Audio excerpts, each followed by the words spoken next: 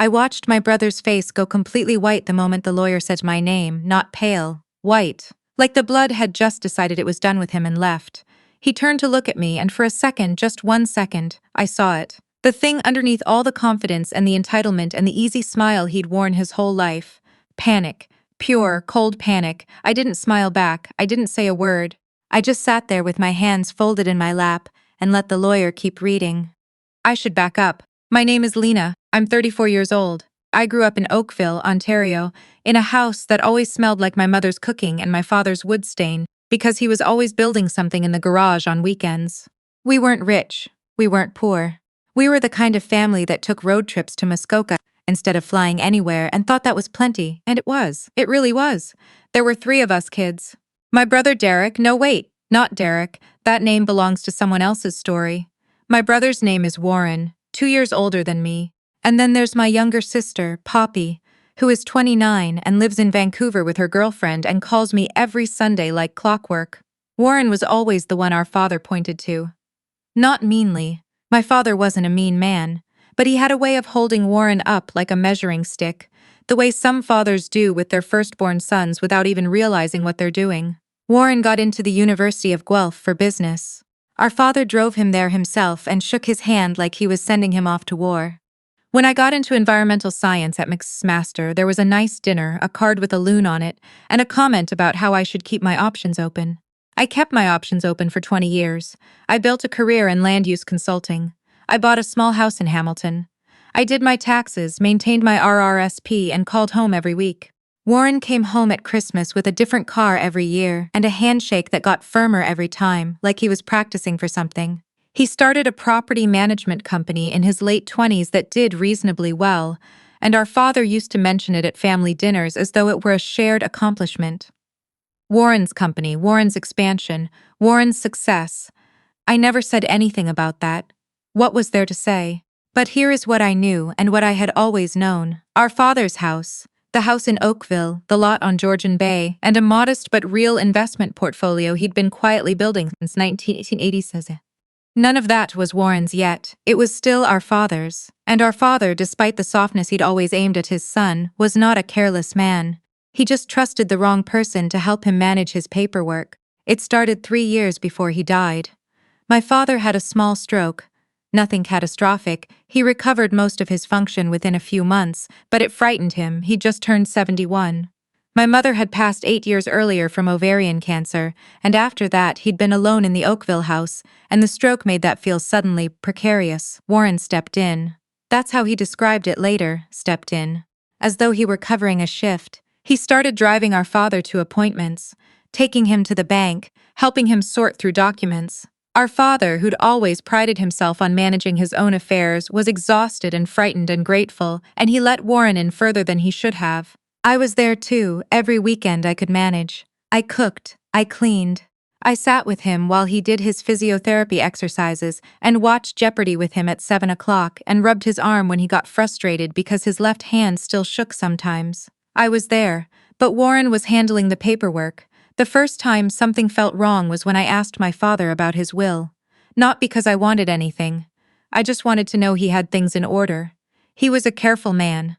I assumed he'd already sorted it. He got quiet in a way that wasn't his normal quiet. He looked at his hands. Warren's been helping me update it, he said. He says it's easier to consolidate things while things are still straightforward. Consolidate things. I asked what that meant. He said it meant the estate would flow more efficiently, less probate hassle. Warren had explained it all. I let it go. I told myself Warren knew what he was doing. I told myself I was being suspicious for no reason. I told myself that being less involved in the paperwork didn't mean anything except that Warren lived closer. But I kept a file. I don't know why exactly. Call it instinct. Call it years of working in a field where documentation is everything, where the difference between what people say and what people write down is where all the problems live. I started keeping copies, my father's old tax returns, which I'd helped him file before Warren took over. Photos of the property records at the county office when I went down to check them for my own curiosity one afternoon and found something had been transferred. A note in my father's handwriting on a birthday card he'd given me that said, "You've always been the one who paid attention, Bug." Bug was his nickname for me since I was 4. I paid attention. I also called a lawyer. Not my father's lawyer, a different one. A woman named Ms. Okafor, who specialized in estate disputes, who had an office in Burlington and who looked at the documents I brought her and went very still and said, "How recent is this transfer?" The lot on Georgian Bay had been transferred into Warren's sole name 14 months earlier. My father had signed the document, but the signature didn't look right to me. I'm not a handwriting expert, but I am someone who has seen that signature on birthday cards and Christmas checks and a note inside a copy of Walden he gave me when I graduated, and something about the pressure of it, the angle of the T, something was wrong. Miss Okafor agreed it was worth investigating. I didn't tell Warren what I was doing. I went to my father's house every weekend as usual. I brought soup. I watched Jeopardy. I asked him carefully over several months about his memory of signing things. He remembered the will update. He didn't remember signing anything about Georgian Bay. "I thought that was going to Poppy," he said one afternoon very quietly. "Your mother always wanted Poppy to have it. For the summers." He looked confused in a way that broke my heart, not because he was confused about the lot, because he clearly hadn't chosen any of this and didn't know how to say so. My father died on a February morning, 11 months after I'd hired Ms. Okafor. Heart failure. He went in his sleep in the Oakville house, which is honestly the only clean thing about any of this. He didn't suffer, and he didn't have to watch what happened after. The funeral was a Thursday. We buried him in the same cemetery as my mother. Warren gave the eulogy. He was good at it. He had a story about teaching him to drive, and Warren's voice broke exactly once, at exactly the right moment, and everyone in the church nodded and cried. I sat in the pew and looked at my hands and thought about a birthday card that said, "You've always been the one who paid attention." The will reading was 2 weeks later. Warren had booked it. He'd called the lawyer, our father's lawyer, a man named Graham who'd been handling the family's documents for 20 years. He'd set the time. He'd invited Poppy and me by text, which is how I knew he didn't feel he needed to manage us. I drove Poppy from the airport. She didn't know everything yet. I'd told her I had concerns, and she'd listened the way Poppy always does, carefully and without interrupting, and at the end she'd said, "Whatever you've found, I trust you." That was enough. We sat in Graham's office on a gray February afternoon. Warren was already there when we arrived. He was in an expensive coat and he had his hands folded on the conference table, and he smiled at us when we came in. It was the kind of smile that means this is already settled. Graham began reading. The standard preamble. The personal effects, the car, the contents of the house, distributed in equal thirds. Warren nodded along, barely paying attention, because personal effects weren't why he was there. Then Graham got to the real property. The Oakville house, its lot, and the investment portfolio, estimated value somewhere above $800,000 at current assessment, were to be held in trust for equal distribution among all 3 children, to be managed by an independent trustee. Warren's head came up. Graham continued. The lot on Georgian Bay, it was noted that a transfer of this property had been initiated 14 months prior, but that this transfer was the subject of an active legal challenge filed by the estate, and pending the outcome of that proceeding, the property was to remain frozen. Warren said, "What challenge?"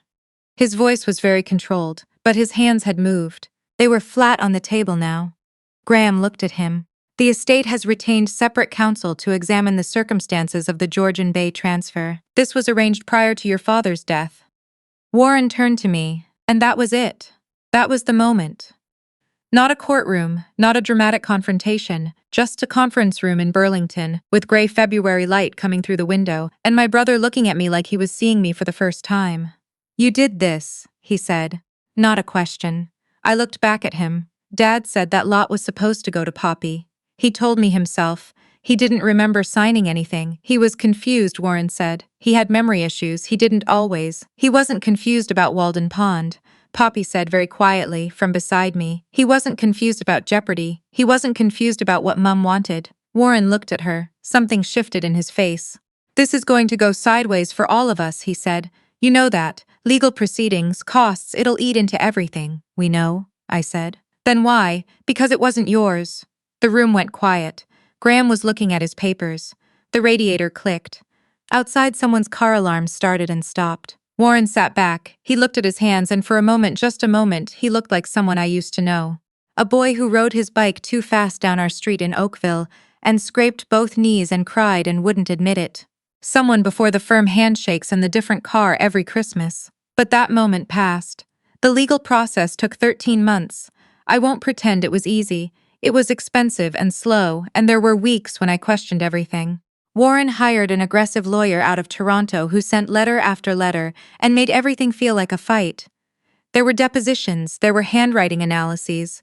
There was a morning in an office boardroom when I sat across from Waffers and a table of lawyers and answered questions for 4 hours, while Warren watched me with a face I couldn't read anymore. I kept going. Miss Okafor was thorough and patient and never once told me I was wrong to pursue this, which mattered more than I expected it to.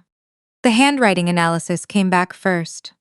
2 independent experts concluded that the signature on the Georgian Bay transfer document showed significant inconsistencies with authenticated samples of my father's signature from the same period.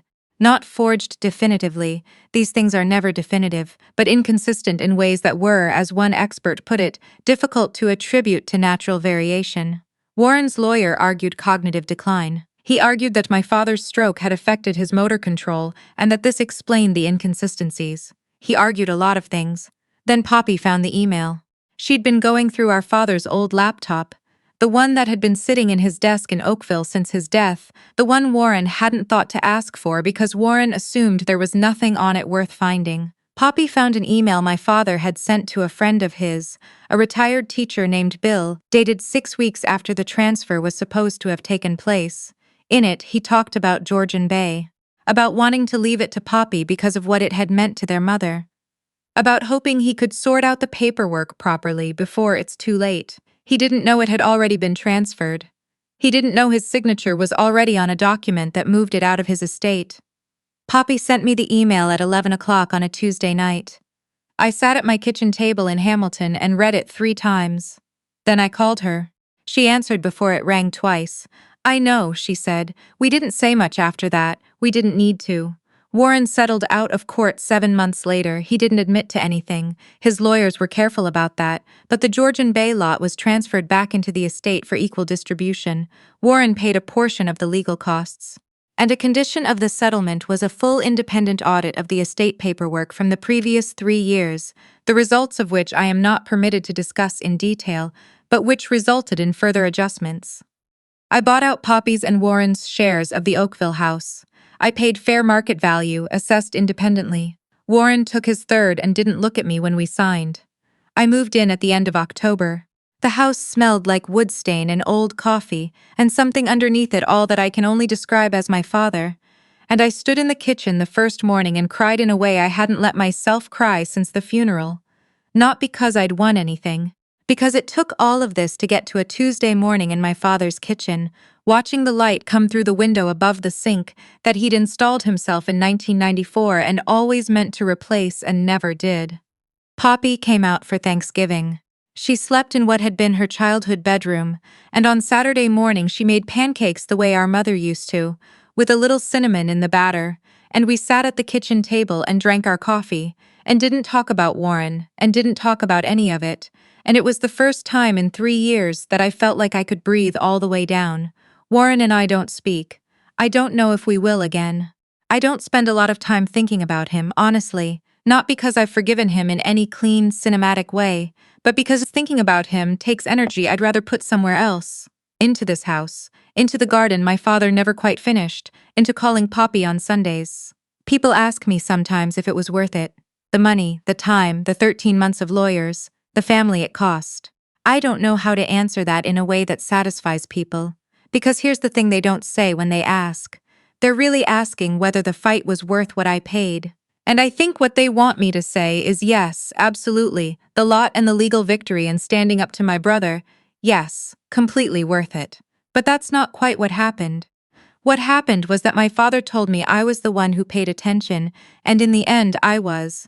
What happened was that my sister got the summers at Georgian Bay that our mother wanted her to have. What happened was that a document in a file cabinet was looked at carefully instead of not at all. The worth of that isn't something I can put a number on. My father's house smells like wood stain. The light through the kitchen window is the same light it's always been. Some mornings I stand there with my coffee and I feel him in the room, not as a ghost, just as the accumulation of a life lived in a place. The particular shape of the counter, the drawer that sticks, the pencil marks on the door frame where he used to measure us when we were small.